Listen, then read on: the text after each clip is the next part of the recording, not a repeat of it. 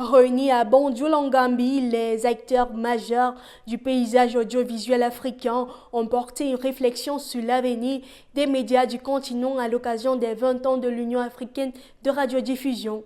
Entre innovation technologique, intelligence artificielle, souveraineté des contenus et coopération régionale, les médias africains doivent répondre à de nouveaux défis pour rester compétitifs.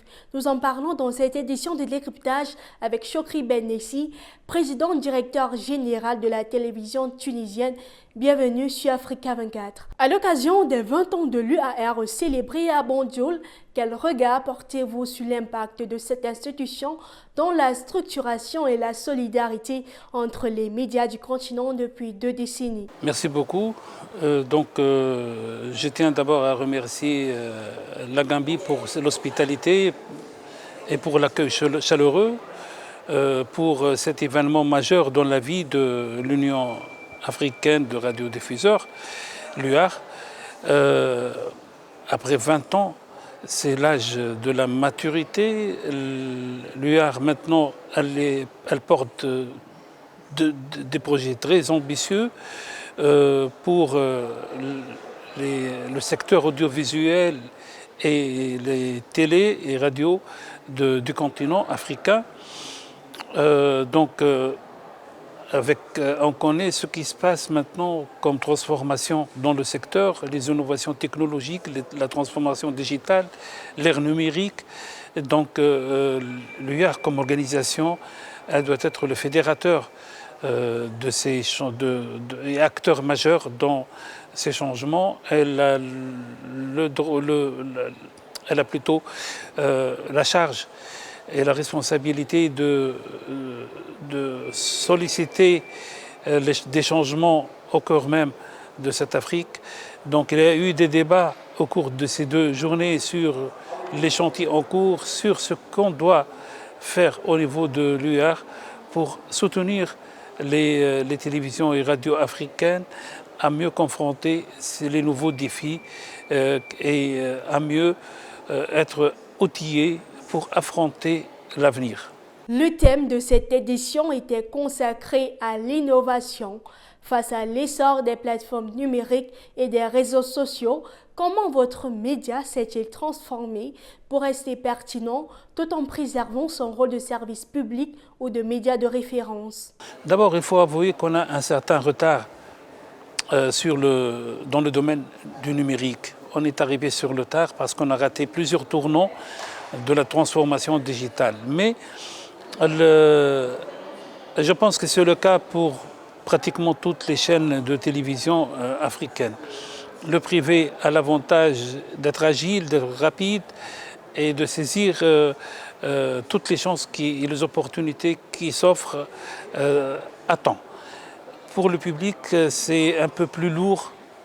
On a raté plusieurs tournants, comme je l'ai dit, mais les nouvelles technologies, les innovations nous offrent cette chance, non pas de rattraper le retard, mais de se placer directement au cœur des nouvelles innovations. Et donc, à la télévision tunisienne, on est conscient de cela et on a mis en place une stratégie de transformation digitale. Nous avons développé notre présence sur les réseaux sociaux, mais aussi on est en train de lancer une plateforme dédiée à la télévision tunisienne qu'on appelle Ouattani Extra, parce que aussi nous avons un trésor dont disposent toutes les chaînes publiques africaines qui sont nos archives. Un pan de l'histoire, notre mémoire, qu'on doit numériser, exploiter comme un nouveau contenu.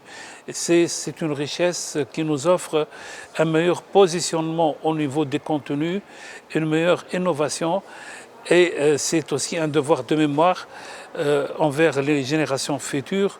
Donc pour avoir des générations qui connaissent leur histoire, qui sont rattachées à leur pays et pour en pouvoir défendre les valeurs.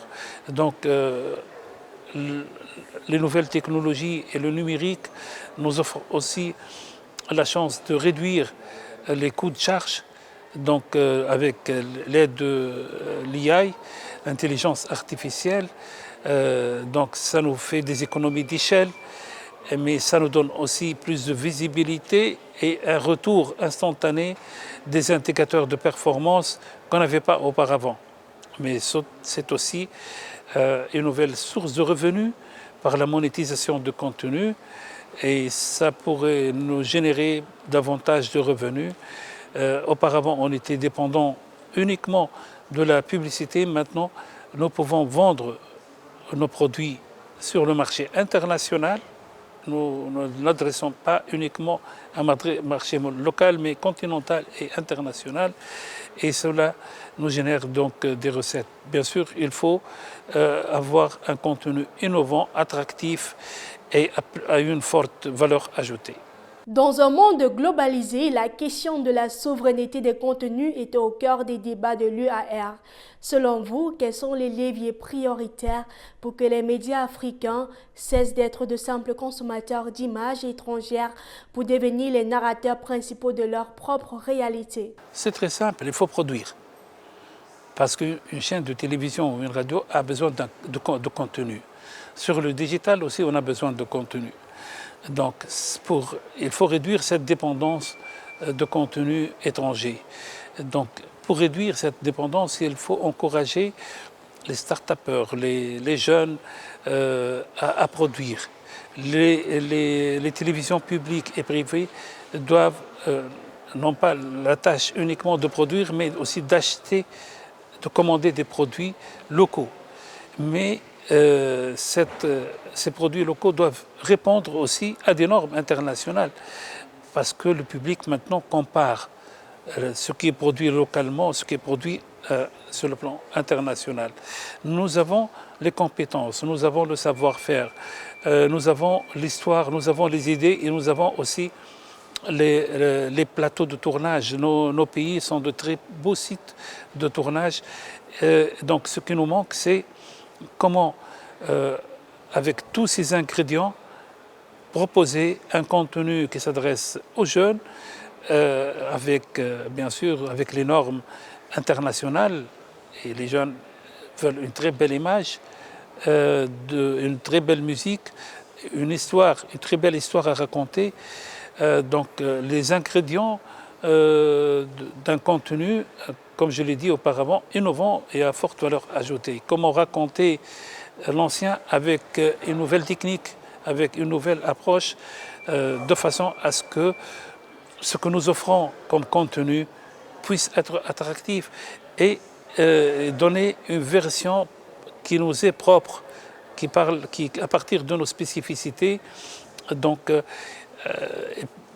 laissons les jeunes découvrir leur pays avec des contenus diversifiés et innovants au lieu de découvrir d'autres pays et avec un contenu qui n'est pas le leur. Donc plus on consomme localement le contenu, on arrivera à une souveraineté audiovisuelle locale. Donc, et réduire la dépendance vis-à-vis des produits commerciaux étrangers. L'UAR prône la mutualisation des ressources. Concrètement, comment la coopération avec vos homologues africains au sein de l'Union vous aide-t-elle à surmonter les défis techniques, notamment en matière de droits de diffusion sportive ou de production de contenu éducatif? La mutualisation est déjà une pratique courante chez nous en Afrique. Et donc, surtout au niveau du sport.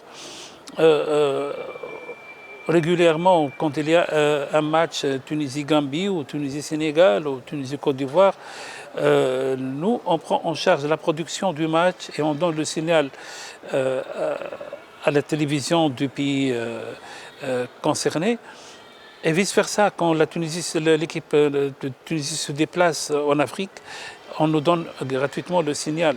C'est des conventions qui se font et c'est déjà une pratique courante.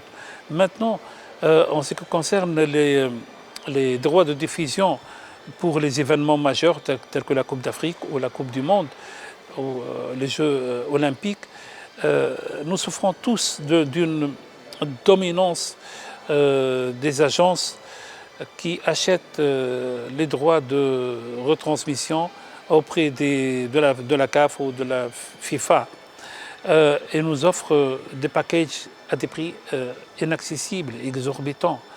Donc je pense que l'Afrique doit parler d'une seule voix à travers l'UIAR, faire un plaidoyer pour au moins faire raisonner la FIFA et la CAF à plafonner les prix pratiqués.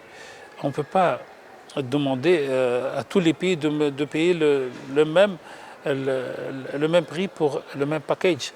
C'est inadmissible, c'est de l'exclusion pour les petits pays, pour les petites économies. Et donc nous pensons que l'UIAR pourrait aider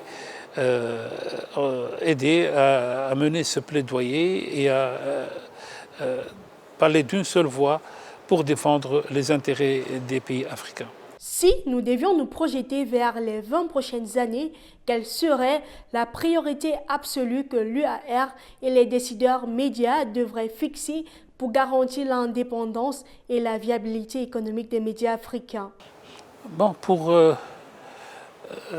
c'est une question assez complexe. Mais bien sûr, l'UIAR doit travailler sur ce chantier qui est déjà sur la table.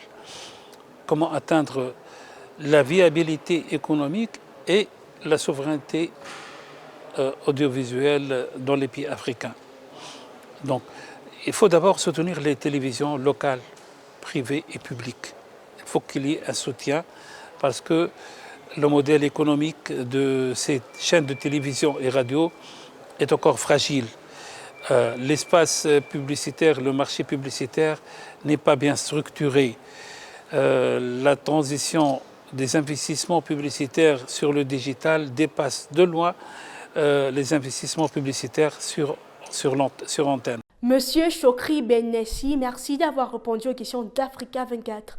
Madame, Monsieur, merci d'avoir suivi cette édition de Décryptage. Dans un instant, une nouvelle édition de l'actualité africaine.